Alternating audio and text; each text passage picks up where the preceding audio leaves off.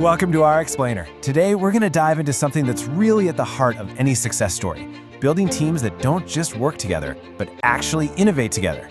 We're talking about creating that special kind of synergy by design. So let's just jump right in with the big question, right?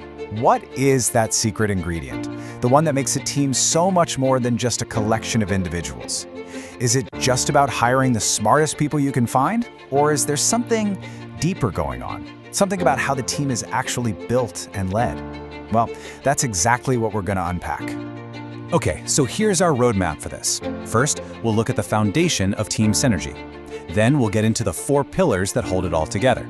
After that, we'll talk about a mindset called design thinking. Then, how to actually lead these kinds of teams, and we'll wrap up with a blueprint you can take away. All right, let's get into it. Section 1, the synergy of teams. You know, it's so easy to think that breakthrough ideas just happen, like some kind of magic, right? But the truth is, real innovation isn't an accident. It's built on a really solid foundation. And what is that foundation? It's collaboration. It's the bedrock, the thing that lets a group of people stop just working next to each other and start actually co-creating something new. I mean, without real collaboration, you just have a bunch of individuals in the same room. But with it, you've got a powerhouse that can take on pretty much anything. Okay, so if collaboration is the foundation, what's holding the building up, right? That brings us to our next section, where we're going to look at the structure itself. 4 really essential pillars. And here they are: trust, shared purpose, open communication, and psychological safety. We're going to go through each one of these because let me tell you, getting these 4 things right, that is the absolute key to unlocking what your team can really do. First up, we've got trust. And look, this is way more than just, liking the people you work with. It's that deep down confidence that every single person on the team is all in, that they're good at what they do, and that they've got your back.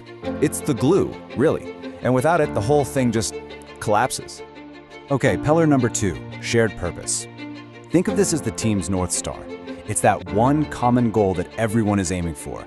When you have that, all the individual efforts suddenly click into place and start working together, making each other stronger.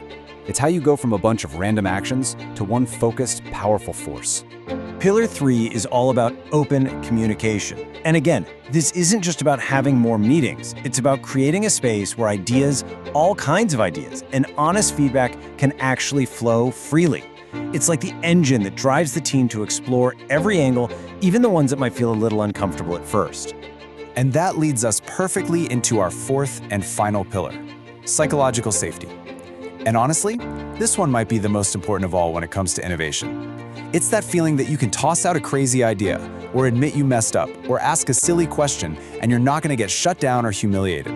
It's the safety net, and without it, nobody's ever going to take a real risk. So, okay, we've got our 4 pillars. The structure is there. But how do you turn the lights on? How do you actually activate all this? Well, that's where section 3 comes in, thinking by design.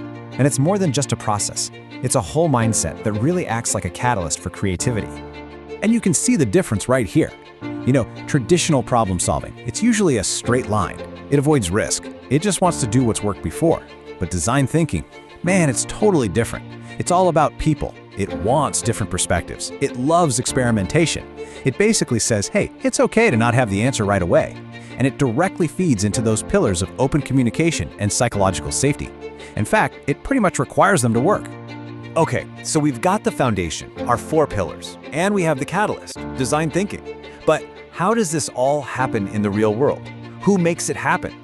That's what section 4 is all about, the role of the leader in turning this theory into a daily reality. And let me tell you, when a leader really commits to building this kind of environment, the results are incredible. It's not about crossing your fingers and hoping for good ideas anymore. It's about actually creating the conditions for them to show up. When you do that, you get way more creative solutions. You're constantly reminding everyone what you're all working toward, and you finally unlock the real power of having all those different perspectives in one place. Because at the end of the day, this isn't just some formula you follow. It's, well, the source material puts it perfectly. It's the art of collective innovation. It's about skillfully weaving all these different pieces together to make something truly special. And if you're a leader, listen up, because this is for you. Your job isn't just about managing a to-do list. You're an architect. Your real job is to build, to nurture, and to lead a team that can actually think creatively together. All right, let's bring it all home with our final section. We're calling this your collaborative blueprint. Basically, the key things you can take away and start using right now. So, when you boil it all down, what do you need to remember? Number 1, great collaboration is not an accident. You have to build it on purpose. Number 2, those 4 pillars, trust, purpose, communication, and safety, those are your foundation. They're non-negotiable. And finally, number 3, use that design thinking mindset to light the fire and get everything moving. So I'm going to leave you with a question. Seriously, think about your own team right now. With everything we've just gone over, which one of those 4 pillars, if you focused on strengthening just that one thing first, would make the biggest impact? Whatever your answer is, that's your starting point.